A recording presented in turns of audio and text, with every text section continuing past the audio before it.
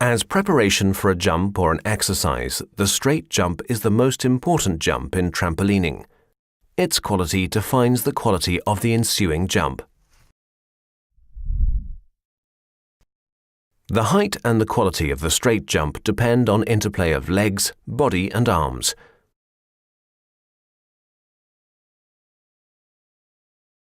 The arms are stretched upwards above the head, while legs and hips are bent and extended.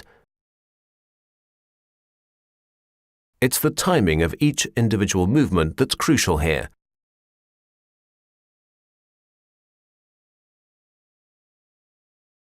Let's take a closer look at those individual movements. Knee and hip joints are slightly bent for landing. For landing on the trampoline bed, the feet are placed down flat and hip-width apart, so the hip, knee and foot joints are aligned exactly above each other in the plane of motion, thereby optimally distributing the weight of the body. During the initial jump on the trampoline bed, the knees and hips are gradually straightened. The upper body is straightened up until the lowest point has been reached. The eyes are directed towards the end of the trampoline bed. As the upwards movement of the trampoline bed begins, the body is straightened up completely. The bent arms are pulled up closely to the body. The feet push themselves off strongly from the foot joints as the body leaves the trampoline bed. Immediately after leaving the trampoline bed, the legs are closed and the toes pushed downwards. This is described, rather incorrectly anatomically speaking, as a stretching of the foot. The arms continue to be extended upwards. Shortly before the upper point of return, the arms reach the extension of the body and stop for a moment until the downwards movement begins. The participant brings the straight arms down outwards from the body. The arms must not go past the line of the body though. Hips and knees are slightly bent before landing, and the feet set hip-width apart. The upper body is slightly inclined forwards. The body is stretched out for the next jump.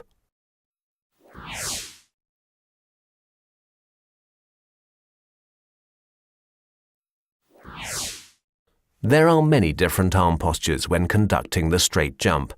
The downward movement is the same in all variants of the jump, but when moving the arms upwards, the posture can differ.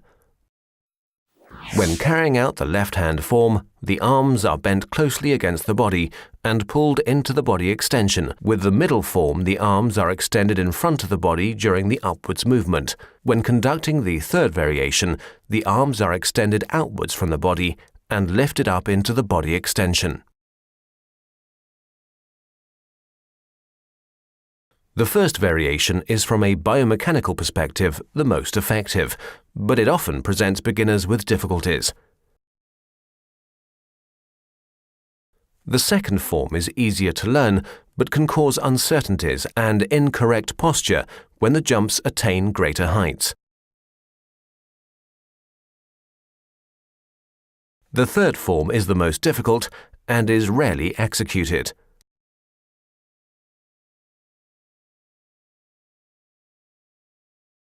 All variations have one thing in common. Both coaches and students need to have patience when practicing the right movement.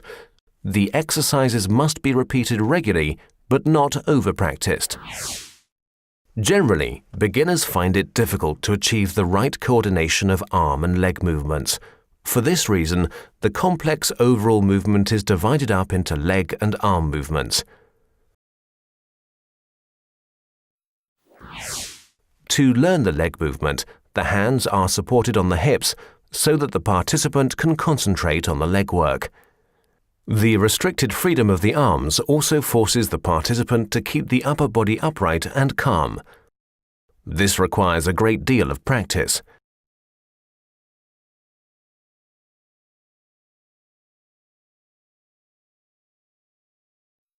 When practicing leg work, special care should be taken to ensure that the legs are closed shortly after the takeoff jump and the toes are pushed downwards.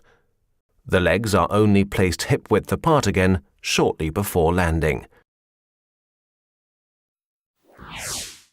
After concentrating on the leg work for a while, attention is turned to arm posture. The legs can be neglected for the time being. Because beginners do not usually jump very high, it's not possible to maintain the arms above the head as required.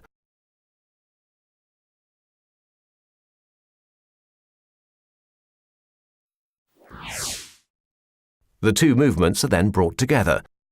The participant begins with the leg work. The hands are supported on the hips. When the leg rhythm is correct, the arms are introduced in the manner that's been practiced.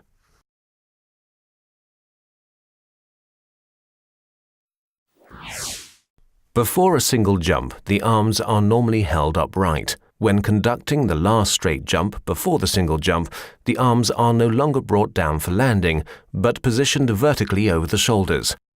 Arms are also raised in jump combinations.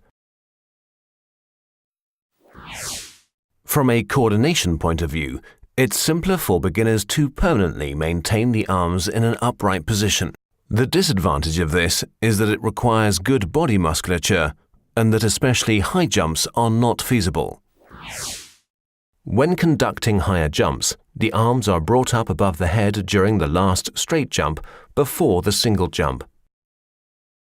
Brought down laterally to the body shortly before the upper reversal point, and finally positioned again back up in line with the body during the downward movement.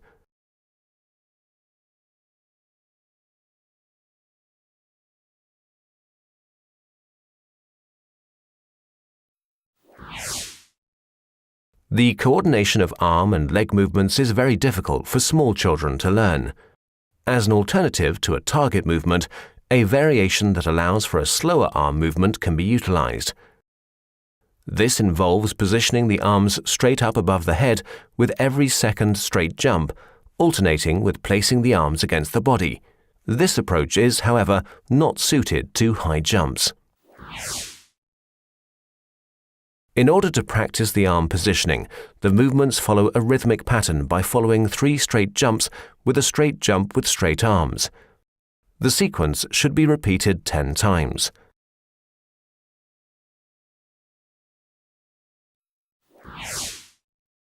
Errors committed when conducting the straight jump are usually due to the participant's lack of experience or carelessness.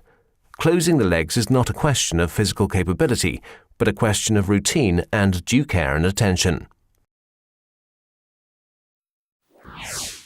Students can be forced to keep their legs closed by placing an object between the feet.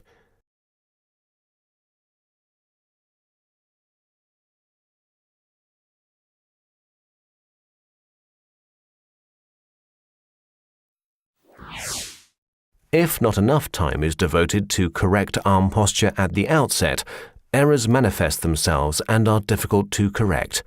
Irregular arm posture must be corrected by referring to the brief cessation of movement at the upper reversal point. The term arm circle should generally be avoided, as it conjures up an incorrect impression of how the movement should be carried out.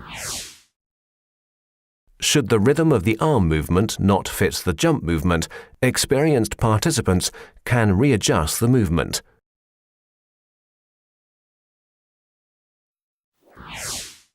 In competition in particular, it's important to be able to suddenly intercept the momentum of a jump.